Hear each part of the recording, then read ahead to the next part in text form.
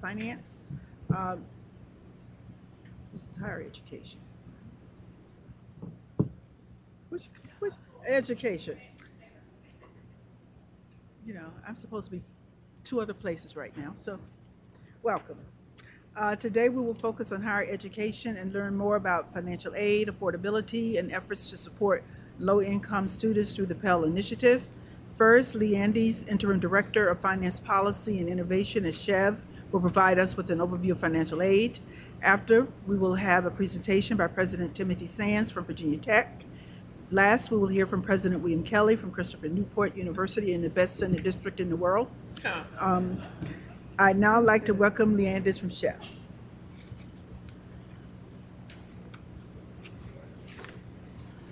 Lee Andes from SCHEV. I've been asked to give you an overview of financial aid and the Pell Initiative. I'd like to start that. I forget I need to do this. I'd like to start the conversation with just talking about why education is important. Why are we doing what we're doing? Of course, for the Commonwealth to reach its goal of at least 70% of our citizens with a degree or credential by 2030, we do need to do a better job of reaching out to low-income and underrepresented individuals. We need to get more of those students enrolled in our college. Why is that important? Education does play a critical role in a lot of our society issues, whether it be providing economic and social mobility or meeting workforce demands or addressing past and current inequities. I'm sure members of the committee will have plenty of other things to add to that list, but clearly education is at the center of a lot of our work that we do to serve our citizens. In order to get more of these students enrolled, of course, financial aid is one of the chief means of enabling them to do that and to persist. But there are other needs that also need to be addressed. So I want to talk about both pieces of that, financial aid first and later about some other initiatives that we can consider. I'd like to talk briefly about the financial aid process. This all starts with students completing the pre-application for federal student aid, the FAFSA. The FAFSA is a federal application, and it's designed to calculate the student's ability to pay, the financial strength of each individual student.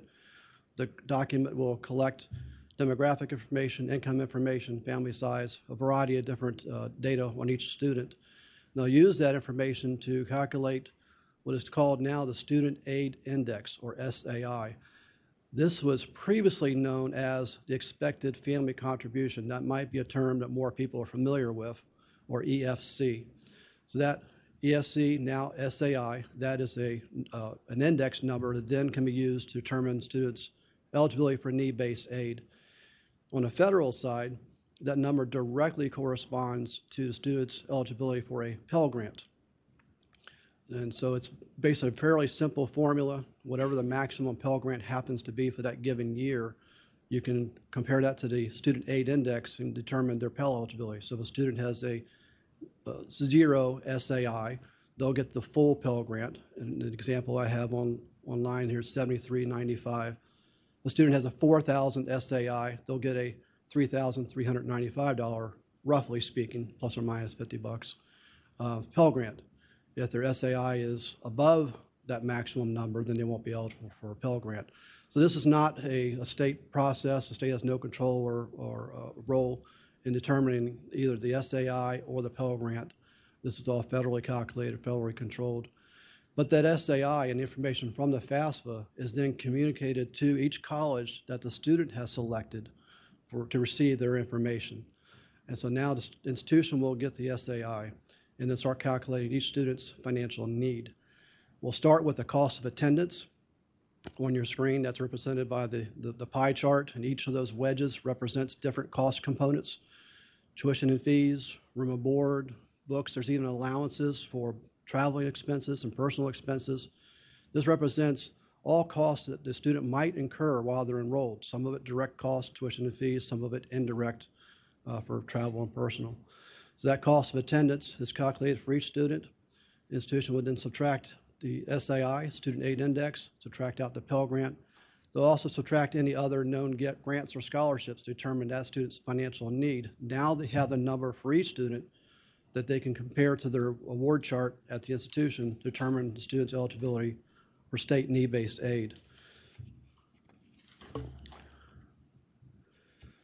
Just want to dig a little bit deeper into our state need-based programs. Virginia actually has two primary state need-based programs, the Commonwealth Award and the Virginia Guaranteed Assistance Program.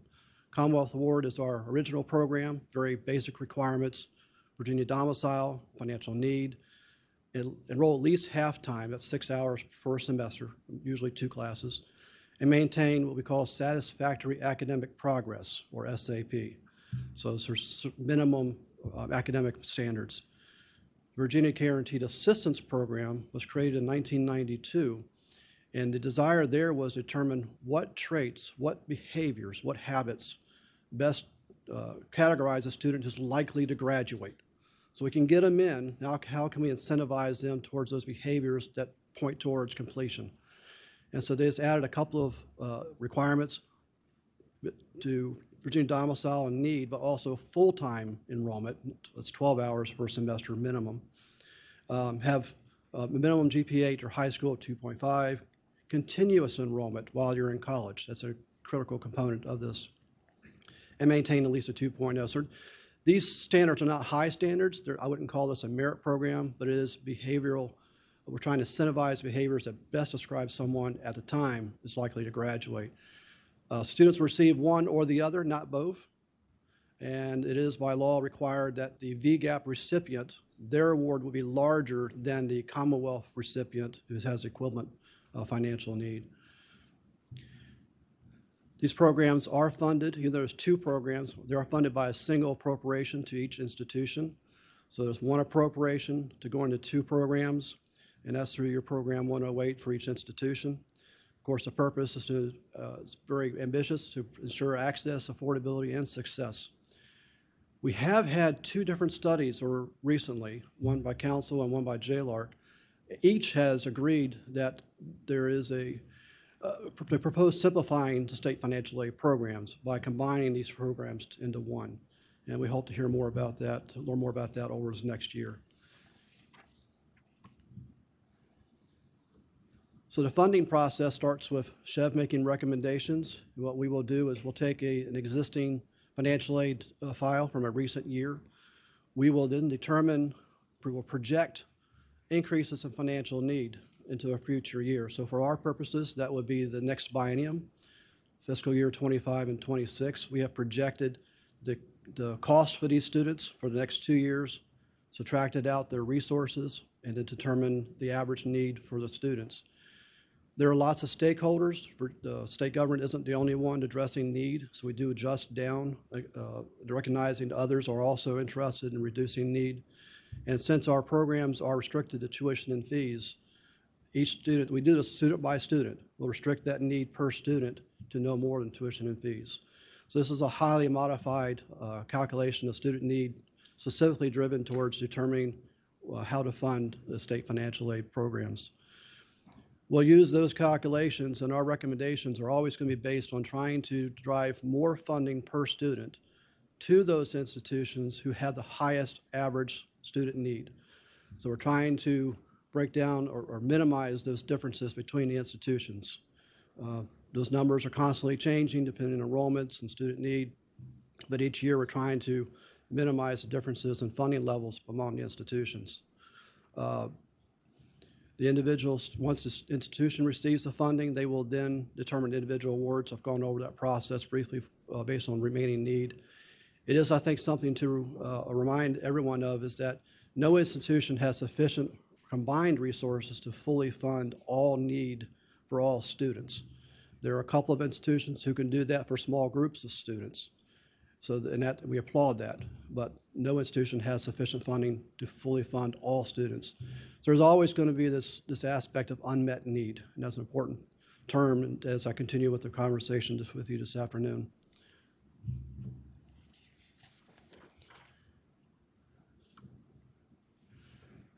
We focus on unmet need for a number of reasons. So I wanted to give you a chart showing the cumulative need, unmet need across institutions. The chart before you has 5 years of actual data, FY 18 through 22, and then our projected for FY 23 and 24. And I should pause here for a moment just to let you explain the years of data that we're providing. Most of my actual data is going to be fiscal year 22, so it was a year and a half ago. We're always going to be slightly behind because each year, I'll just give you an example of fiscal 23, the year is completed last year. We collect that data over the fall, and we completed that collection earlier this month. And so that data is brand new at Chev. We're now processing it, building it into our reports, and we're not able to use that FY23 data this quickly. So all the numbers I give you are going to be FY22. Where I can, I'll try to provide projections for the 23 and 24 year. But as you can see, unmet need is substantial. If you look at over these 7 years, it's anywhere between $1.6 and $1.7 billion of unmet need systemically across all public institutions, 4-year and 2-year.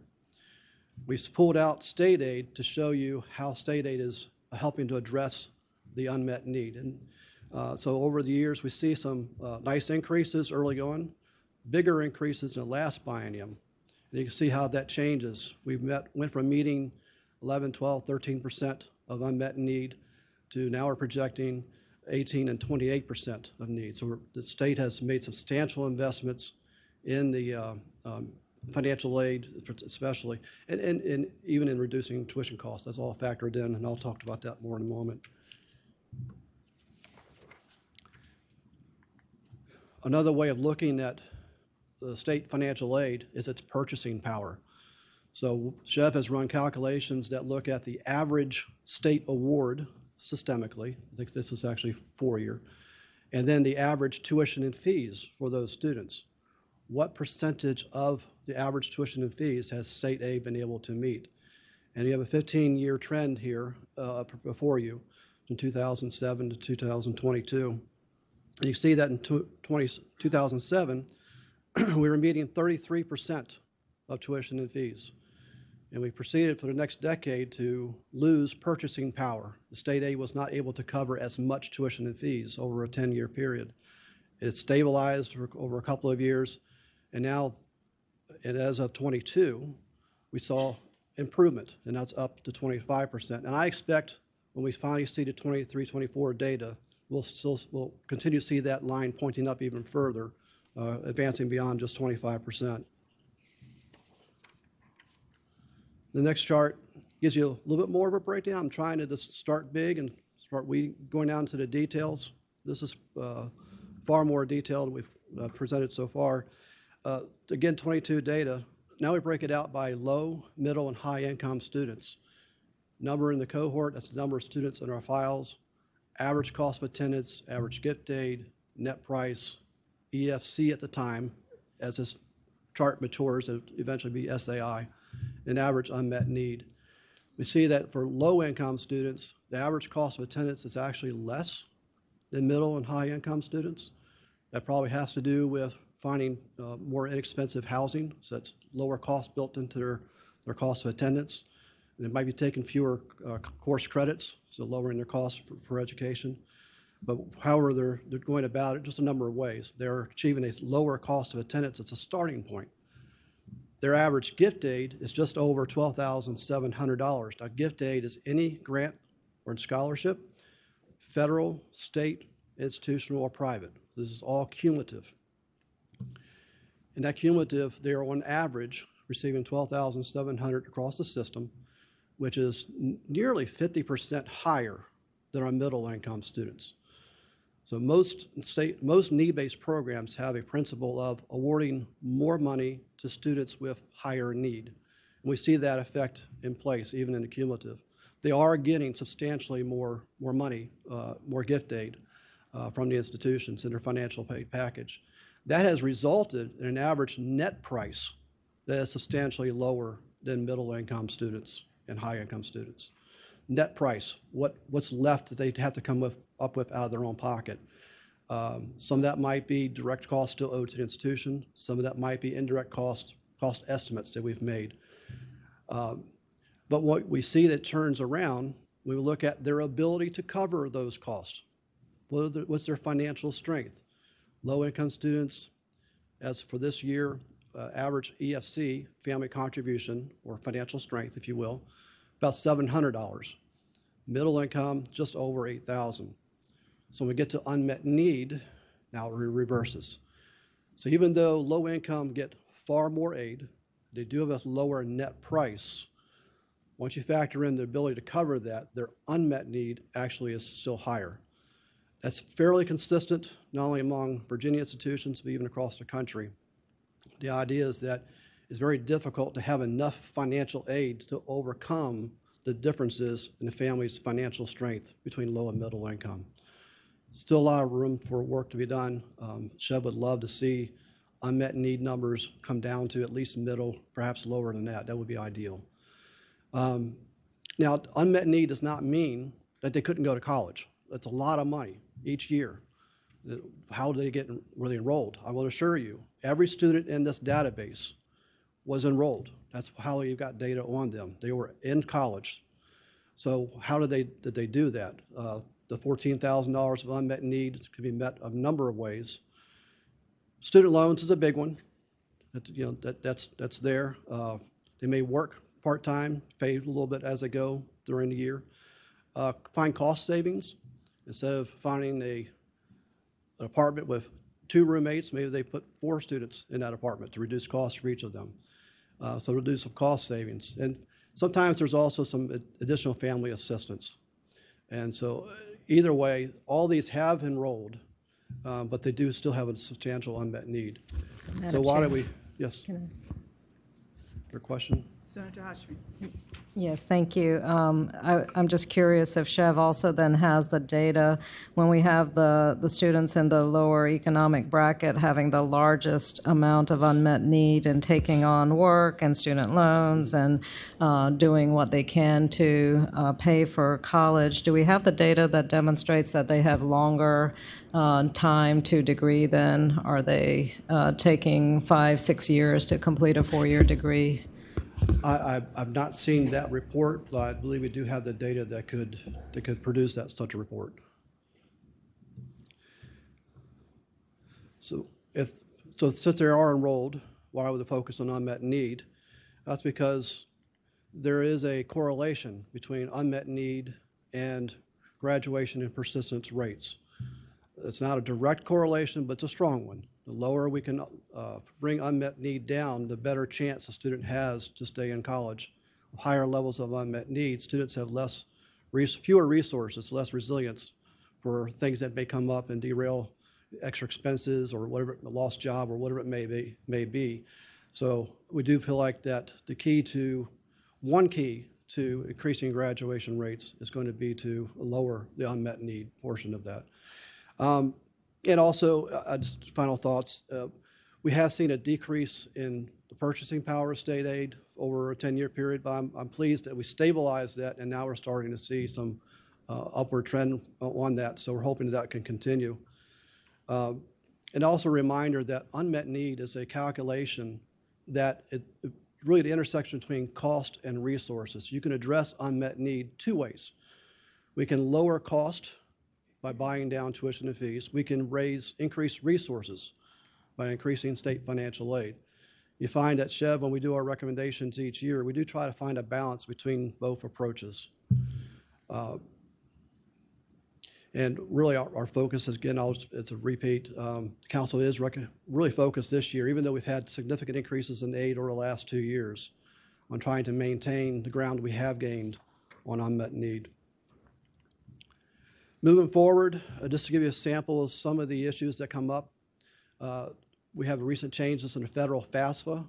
I mentioned earlier about the change from ESC to SAI.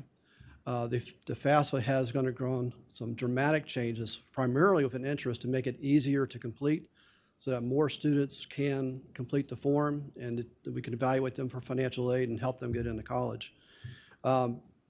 We do believe that even though it's admittedly a rough start this year, I won't get into those details unless you want to, but I think that as this program matures and they take care of some of the glitches, I do anticipate seeing success in getting more students to submit the FAFSA form. Hopefully that results in more enrollments, but also even those who are currently enrolled who have not completed the FAFSA, perhaps we can provide more assistance to them as well. Changing the from expected family contribution to student aid index isn't just a change in the name. They dramatically changed the formula. So one of the things we'll have to consider moving forward is what does that do to our trend data and our analysis of these awards. Another thing that we have to consider moving forward is there's enrollment challenges. You know, we're all aware of high school graduates rates are going to begin to decline soon. And in the news, we hear more and more reports of students questioning the value of education. That's something that we have to try to have a counter that narrative that, you know, higher education is still has a tremendous value, but I think also helping students find their best fit. And in light of all this, I think it's a general consensus that we want to ensure that Virginia's higher education system is serving the entire Commonwealth and its citizens. And that segues into my next part of my proposal, but Madam Chair, if you'd like, I could pause for questions. Any questions on financial aid component? Okay, if not, we'll move on to the Pell Initiative. Pell Initiative, I like to refer to it as a partnership between the state and the institutions. The state has given some directions and some funding, and now institutions get to try some of these initiatives they may not have tried before to help better serve low-income students, to help them enroll more and help them also to persist. A lot of this conversation, we've had these concerns for a number of years, but about 2 years ago, Ed Reform Now had an article. I want to acknowledge that. That did get a lot of attention around Richmond. I think that may have put a little spark in doing something about it. And Chev perspective, we have recognized that there's certainly room for improvement in both enrollment and completion rates for Pell eligible students. In the big picture, we can look really good. You know, how do you want the picture to be drawn? We can take a high level view and say, okay, Virginia ranks low in low income enrollments, but we're also very low in poverty rate. So maybe we're about where we're supposed to be. But if you dig down deeper on a per institution basis, break it out by different demographics, and there's certainly plenty of room to improve across the system. And I'll have more information on that in a moment. Also, systemically, big picture, we rank very high in the nation in graduation rates, lots to be proud of there. But again, dig down deeper, per institution, divided out by different demographics, there's lots of room for improvement. With this in mind, the General Assembly and the policymakers provided $250,000 to Chev for fiscal '23 to work with a national consultant. We hired HCM strategists, some of you may be familiar with them, to work with them to evaluate different, what the institutions are doing, what they can be doing, what's best practices across the nation. And then for fiscal '24, we provided $25 million to fund initiatives that the institutions would propose to assist in one or both of those goals. And then late in the summer, we got an additional $12.5 million. We thank you for that. So that give us a total of $37.5 million this year to fund proposals to address this issue. I mentioned that the institutions have room to improve. This chart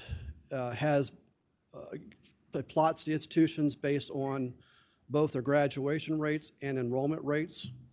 If you look at the center, you've got two lines drawn right at the state averages. The vertical red line, if you can see that one, is at 26.2%. That's the Pell enrollment rates. The state average is 26.2%. Horizontally, you have the graduation rates, and the state average is at 56.8%. So institutions to the right of the vertical line, Old Dominion, UVA Wise, Virginia State, they are above average in enrollments for low-income students, Pell eligible students. Those to the left are below average in those enrollments. Horizontally, those below the line are below average in the graduation rates for these students. Those above it are above average. You see that this follows a trend. The majority of institutions are below average in one or the other of these measures, enrollment or graduation. 3 institutions are unique in that they are not below, the Longwood, George Mason, and Virginia Commonwealth. but they're also still living very close to the average. So I'm very convinced that all institutions have room to grow at least one, and in most cases, both measures. So I'm very happy that we're able to have this Appel initiative available so that all the institutions can participate and just see how we can better serve these students. Working with HCM, they did do some studies with the institutions. I'll just give you a brief summary. And in their view, they did see that the institutions practice need-blind admissions. So there's nothing about their admissions process that is not friendly to these low income. And they do also participate in broad outreach activities. What HCM, what they found is that there was plenty of room for being more intentional and more targeting of low income students. And they provided us with 9 different areas of best practices: advising and mentoring, communication, improving communication, events, fee waivers, financial aid, interventions in the high schools, on-campus resources, transition support, and of course sharing experiences among institutions, some more collaboration perhaps. Within these 9 areas, we asked the institutions to then submit proposals on how they would like to fund initiatives on campus to help them with their goals. So in summer of 23, Chev awarded nearly $25 million to the 15 four-year institutions. When we received the additional 12.5 last month in December, we identified additional support. This time we included the 2-year colleges in our evaluations. So nearly all $37.5 million. There's a little bit of money that wasn't covered because there's administrative expense, and then there's also some contingencies we pulled out. So nearly the full $37.5 million has been committed to the institutions for a total of 30 different funded programs. The proposals that were submitted to Chev, that were approved, they cross a wide variety of different kinds of initiatives. And I was grateful for the variety that we did receive because we do want to get a chance to take a look at how each type of initiative may work. But just a quick summary, there are 7 of the institutions proposed are going to do enhanced recruitment directly towards low-income students. In many cases, they are actually identifying low-income serving high schools and having a more direct contact, more involvement, more presence in those schools.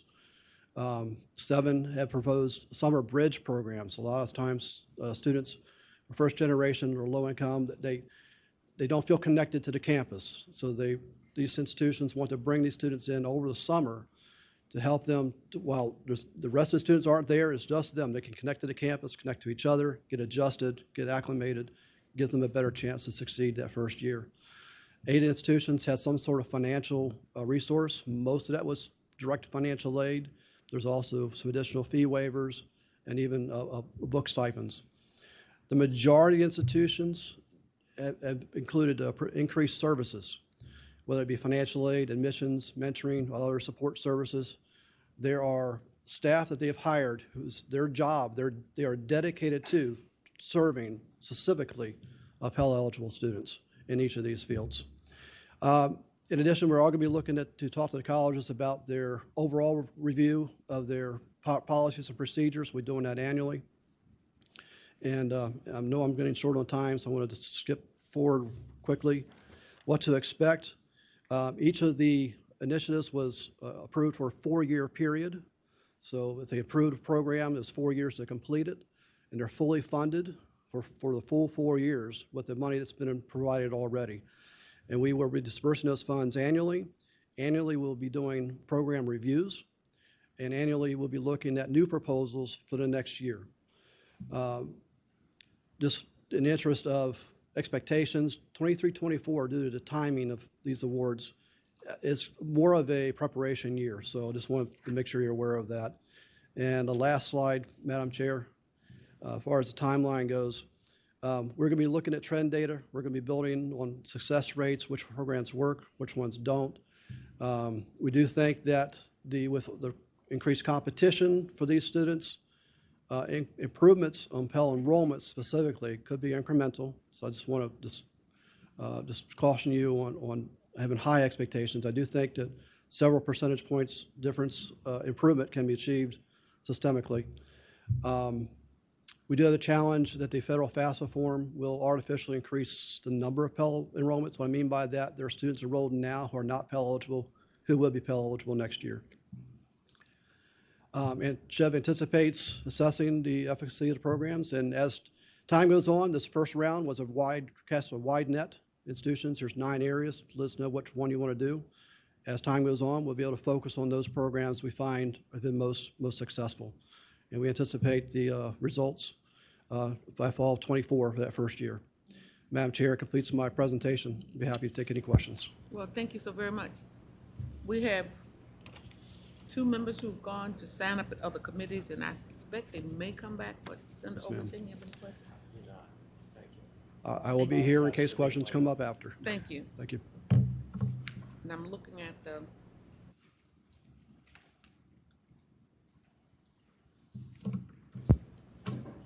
it appears that President, yes. Yes, I'm here. Thank you. Yeah, thank you, Senators, for the opportunity to present to this subcommittee.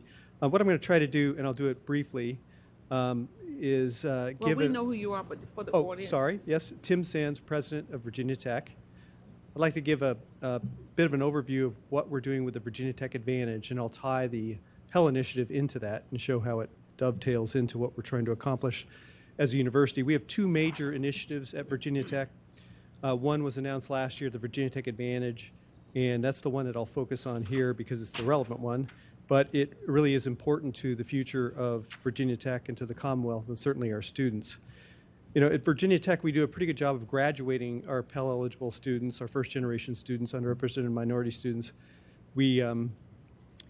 But we don't necessarily put them in a position where they can be successful immediately after graduation. And that is the focus for us. So we find that a lot of our students lack generational wealth, and they miss out on a full college experience. So they may not have the networking capabilities. They may be first gen, in addition to having financial aid requirements. And they struggle when they leave Virginia Tech. I'd love to say they all were successful, but some of them, in the end, I think they are. But when they leave, they don't start off with the options that our typical students have, that most of our students have. So about a year ago, we launched the Virginia Tech Advantage, and I just want to show a quick little data snapshot to give an idea of what is motivating this. We often look at graduation rates and say, okay, how are we doing compared to the average student or the total student body? But we started looking more carefully at our first destination studies. These are surveys that are done just as a student's graduating. And we ask them a series of questions. We have a lot of demographics on them. We know what their experiences have been. And a first destination is defined essentially as a job, commissioning in the military counts, being admitted to graduate school or professional school counts. And so the main question is, do you have a first destination or do you not? We found that students who work part-time jobs, which a lot of them are Pell or state aid eligible, are 20% less likely to report a first destination upon graduation. That sounds a little bit counterintuitive. They've been working, but often the jobs they have are not career related. They're not building up any networks. They're having perhaps building some skills, but it's not enough to get them launched properly. Undergraduate research experiences, 40% more likely. So if a student's worked as an undergraduate researcher, usually they're paid, they will get they're 40% more likely to have a first destination. Paid internships, 110% more likely to have first destination. I think everybody who's had an internship or was a co-op student in college understands what the advantages are of that. Co-ops, 140% more likely. So huge impact with paid internships or co-ops.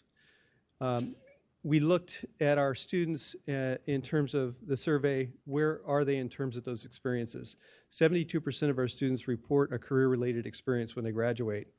52% of them had paid internships. But I can go deeply into this, but there isn't time here, but some of the things that we found in the study were that female and underrepresented students are less likely to have paid internships, significantly less likely. And there's a strong correlation between low student debt and first destination success.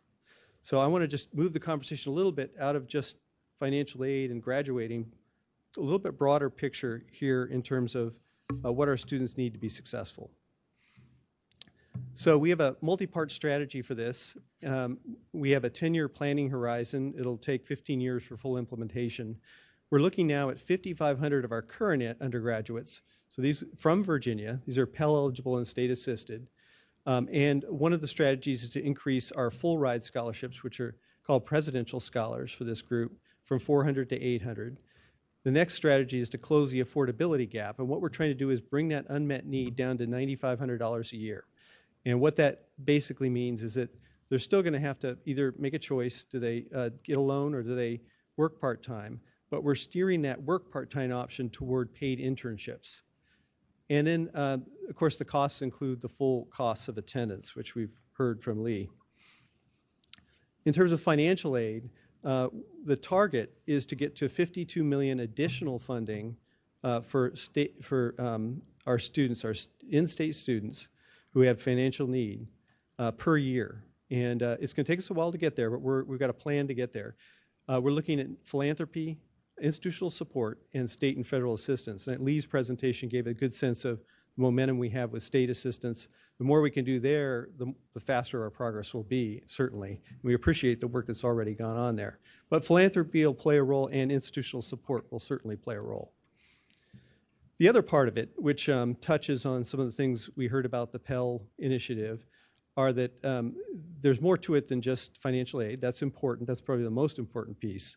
But we've found in talking to our students, looking at their successes and challenges, that emergency funds are often really important to our students. They could have a bill come up if they don't have generational wealth, with a $400 bill to fix their car, they're out of school. I mean, that shouldn't be the case. So we've been building that up over time. The market at Virginia Tech provides essentially food support for students who have or are food insecure, internship costs and support. A lot of students want to do an internship, but they don't have the ability to handle the opportunity costs associated with that. It might be that they need help paying for their lease that they're locked into. They might need transportation support. Whatever that is, we're working on finding out where those gaps are. Summer experience, using a summer in a productive way to get them back on track if they've fallen off track, or to get them started ahead before they start as a first-year student. Study abroad grants, and then a Virginia Tech Summer Start, which is a program that we've had in place for quite a while. So it's not just the financial aid, that's the important part, most important part, but having these additional supporting programs is really critical. So in terms of, again, I won't go into detail here, but the philanthropy part of this is a $500 million goal over 10 years. This is what we think we need to really close this gap. That would be $400 million that would be endowed and would allow us to generate about $17 million in annual income and $50 million for current use dollars. And in student success would be about $50 million, and that covers basic needs, career preparation, as we discussed, Virginia Tech Summer Start, and transformational learning experiences. The Pell Initiative dovetails into that beautifully. So just a couple of quick words on the Pell Initiative funding that's coming to Virginia Tech. There's about $3.5 million coming into the VT GPS program. The first one is Go to College, Pathways to STEM Success, and Summer Start. Just quickly, Go to College is a Commonwealth-wide college access tour that includes outreach to and engagement with Virginia Pell eligible and high school students and their families, as well as educators, and influences how students make their decisions post-high school. We've had more than 50 tour events held annually across the Commonwealth with a focus on rural and low-income communities. And in Pathways to STEM Success is an intensive math intervention that will assess and enhance high school seniors' math knowledge. And that's essential. Will cover about 500 Pell-eligible students for this math intervention. Just as a sidebar, that's one of the big challenges that it actually became much worse during the pandemic. Our students are coming to us with much less math background, much poorer preparation, and we've got to work hard to address that gap. And Summer Start is a credit-bearing summer program that facilitates a smooth transition from high school to college. And they can earn 6 credits toward their college degree. They get peer mentoring, there's smaller classes, and we have about 85 students who will be awarded full scholarships to cover that program each year. And so this is essentially Oh, and then we have the Hokie Summer Scholars, which is about $570,000, and it targets students during this first to second year transition. So we often find that a first year student comes in and they face some challenges, and if we can't get them back on track before their sophomore year, they're gonna struggle. So we really focus on what are the deficits after the first year. Did they not take certain credits? Do they have gaps in their transcript? We give them a paid research experience. And the idea is to get them into a place where they're strong, entering their second year strong. And that will correlate to, I think, much higher graduation rates, but also much better opportunities when it comes to postgraduate success right off the bat. So thanks for your attention. I'd be happy to answer any questions about that. I want to just give you a quick overview of what the institution is committed to and how the Pell initiative fits into it. So thank you. Senator Obenchain? Dr. Sands, thank you very much. Kind of interested, this is fascinating, and as part of the, I guess, Hokie Summer Scholars and some of the counseling that you provide to help build the likelihood of success, do you all focus on career counseling, choosing areas of study, correlating that to the debt that they are accumulating? That's just always been a real concern of mine in terms of the ability to successfully land after college. I think it's really important for colleges and universities to have a reality check with kids if they want to pursue a medieval English literature degree. I think that's wonderful, as long as they pursue that with their eyes wide open and understand what the job prospects are and the ability to market that degree in a way that they can pay their debt. No, it's a great question. It is one of the fundamental questions, is how do we advise our students? How transparent are we with the information about career outcomes? And I think the transparency is there, but as you indicated, it often takes a little coaching. One of the great things about Summer Start, that program that starts before they actually begin their first semester, is that they have an opportunity to explore a couple of courses in the area that they think they want to go into. And that's an opportunity to do a reality check. Is this something that you really do enjoy? Is this something you think you're going to like? And the research experience also kind of gives them a feeling of what the big picture's like, what it's going to be like when they finish. They'll take on a problem that's much more complex than you would face in a classroom environment. And to that end, I mean, the problem, they've got to find a path that's going to be successful for them fairly early in their time at Virginia Tech. It would be fantastic if they come in the summer and find out what they don't want to do, at least, so that by the end of their first year, they're pretty well rooted. We do track students at Virginia Tech a little more than most institutions. As you know, about a third of our students are engineers, and they come into first year engineering, and then they, after the first year, choose among all of those engineering majors, and they begin in their real major in the second year. And that gives them a chance. It's sort of a meta major. And I think that kind of strategy works really well as well. But thank you for that comment. That's part of it, but I think we probably could do more. I want to thank Senator Obenchain for that question as well, because in my earlier life, I was associated with Early Start, all of those early programs, Head Start, Early Start, and now to hear Summer Start. That's really interesting.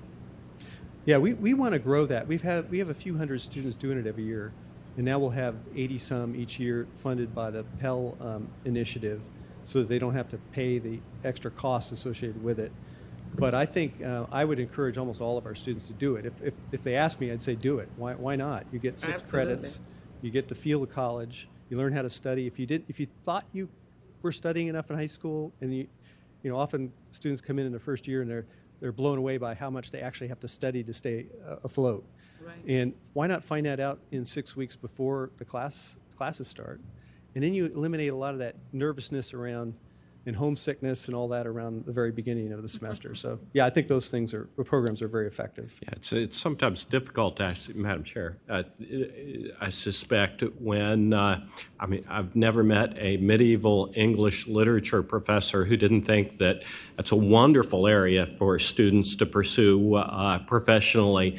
You need that kind of independent review for students to get a little bit of perspective. I have a family member, shall I say, who was studying at a sister institution economics and really liked anthropology and was encouraged by an anthropology professor to combine the two. So she graduated with an anthropological economics background. And here, 30 years later, I'm still wondering what that is going to be useful for.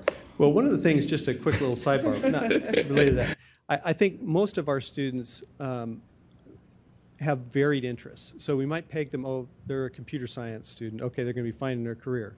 Well, of course, you need some skills to be successful in computer science down the road. You need public speaking skills, you need analytical skills, you need communication skills of all sorts, you need to know how to work in a team, and you need some business skills. So we try to put the majors alongside what we call a pathway minor, which is not just taking a bunch of general ed courses, but actually weaving them into something that is supportive, maybe ancillary, but somehow supportive of what they're doing. I mean, if they really want to do medieval literature, they could probably build a pathway out of that, but they're probably going to look for something that is more aligned with whatever their major is. And we do need a few people who know something about medieval literature, but we don't need a lot of them, but we need some, yeah. Mm-hmm. Thank you. Thank you, President Sands. Now we're going to hear from President Kelly from Christopher Newport University. Thank you, Madam Chair. Yes. Good afternoon. Appreciate the opportunity to be with you today to represent Christopher Newport University and speak on this very important topic. As you said, ma'am, my name is Bill Kelly, and I come to this job. I started on the 1st of July. I was in the United States Coast Guard for 36 years prior to this, and my previous position was as a superintendent for 4 years at the United States Coast Guard Academy, which is the Coast Guard's version of Naval Academy or West Point. And I've been honored and privileged to be on board this amazing campus for the last 6 months, where we are truly anchored in excellence in all that we do. As President Sands provided in his briefing, we are here today because we believe those who lack generational wealth should not be held back by access to life-changing and life-improving opportunities that we see across our Commonwealth. A persistent economic gap exists between college graduates and those without college degrees. We found through the research that poverty rate for adults aged 25 and older without a high school diploma is about 25%, and the poverty rate for high school graduates alone is 14%. But what the data tells us is that the poverty rate is just 5% for college graduates. So education is a great equalizer. At its most basic, providing access and opportunity is the right thing to do. The programs we're here to talk about today allow Christopher Newport to better reflect our community and our Commonwealth. We know that education is a rising tide and it can have an extremely positive impact to lift our entire community. And we also know that education provides a foundation to build a stronger neighborhood, stronger cities, and ultimately a stronger Virginia. Our graduates at Christopher Newport University provide a highly trained, highly skilled workforce, which contributes to the business and industry partners in the Hampton Roads region, places like Cannon Enterprise, Newport News Shipbuilding, Jefferson Labs, and NASA, just to name a few. The benefits aren't just external. When our student body better reflects our hometown, our region, our campus is enriched in a way that improves the experience for all of our students. I appreciate the opportunity to speak to what Christopher Newport is doing to improve access and success for all of our students. We are pinpointing barriers that deter qualified students from applying, and we are walking with them every step of the way. We're being intentional about being inclusive. Our unique Community Captains program is entering its 6th year. Community Captains is a partnership with the Newport News Public School System that provides first-generation high school students and students from low-income families 2 years of free college preparatory training. They make frequent visits to our campus, and they take a free college course for credit prior to graduating from high school.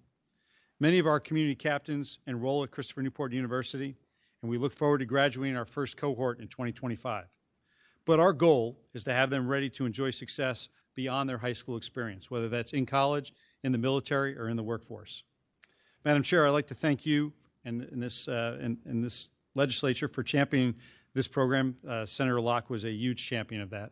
And we are welcoming more transfer students looking for a new home as we build bridges for our community college students eager to continue their education. Both of these groups will bring a more diverse cohort and a more diverse set of experiences to our campus. We're also increasing the value of CNU education for all students by aggressively pursuing paid internship opportunities for all of our students across Hampton Roads and throughout the Commonwealth. Princeton Review has recently noted that we are the 7th-ranked public university in the nation for internships, and we can measure those results in our graduation outcomes. More than 90%, actually 93% of our graduates go on to full-time jobs, or they graduate with a professional college opportunity to go on to graduate school of their choice. On the topic of Pell Grants and support for our students through the Pell Initiative, we received 3 grants in the recent years, totaling more than $650,000. Our initial grant supports our admission recruiters so they can expand their efforts in 17 regional Title I high schools in the Hampton Roads region. It allows us the flexibility to waive application fees, provide financial aid workshops, and develop relationships with counselors and principals so they know that CNU is a place that is open to their students. We have opened our doors wide open, and we are seeing successes. Just recently, in this current cohort of students, 59 students from these schools have been offered direct admission through the Common App program. And this year, applications from local schools are up 26%, and offers for admission are up 52% from previous years. We're just getting started on the other 2 grants. The TRIO grant helps us raise awareness among students from limited income households, highlights the benefits of opportunities linked to a baccalaureate degree, fosters collaboration with TRIO programs at Virginia Community College system schools, and it empowers students by providing information on educational possibilities and supports access to higher education for those with financial constraints. The Pathway programs with the VCCS is supported with a $350,000 grant. It allows us to broaden the pipeline of students from economically challenged households.